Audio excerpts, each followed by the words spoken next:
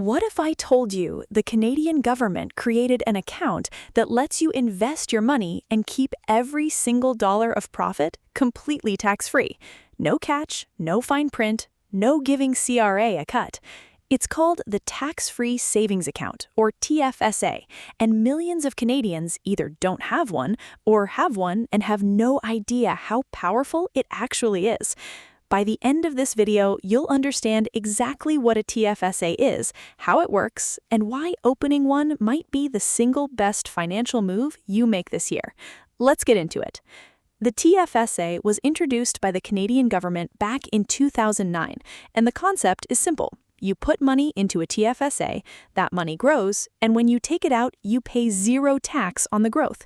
Compare that to a regular investment account, where any profit you make, whether from interest, dividends, or selling investments, gets taxed.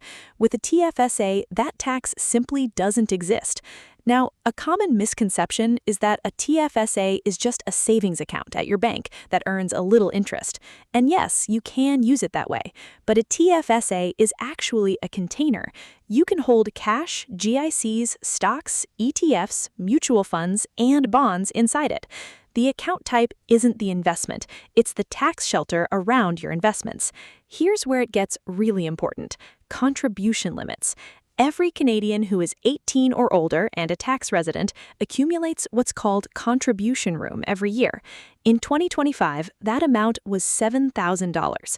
So every January 1st, you get another $7,000 of room to deposit. But here's the powerful part. This room accumulates, going all the way back to 2009.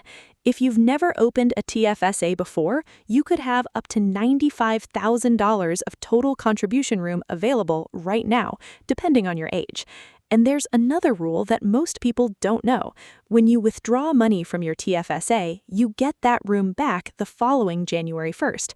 So if you put in $10,000, then take out $10,000 in October, next January that $10,000 comes back to you as new contribution room on top of the regular annual limit.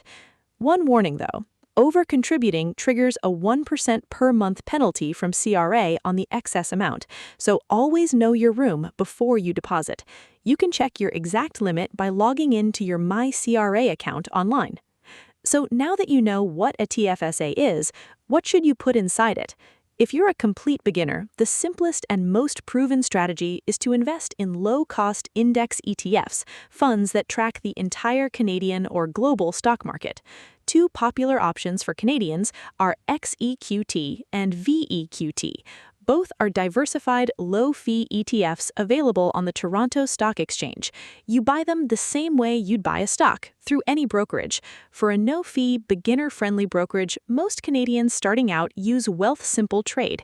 It's free to open, has no trading commissions, and lets you open a TFSA directly through the app in about 10 minutes. The strategy is straightforward. Open the account, deposit what you can afford, buy a diversified ETF, and leave it alone.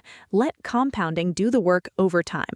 A quick example: $500 a month invested in a diversified ETF, averaging 7% annual returns inside a TFSA over 25 years, grows to roughly $400,000, and you owe CRA $0 on any of that. If you've been putting off opening a TFSA, today is the day to stop waiting.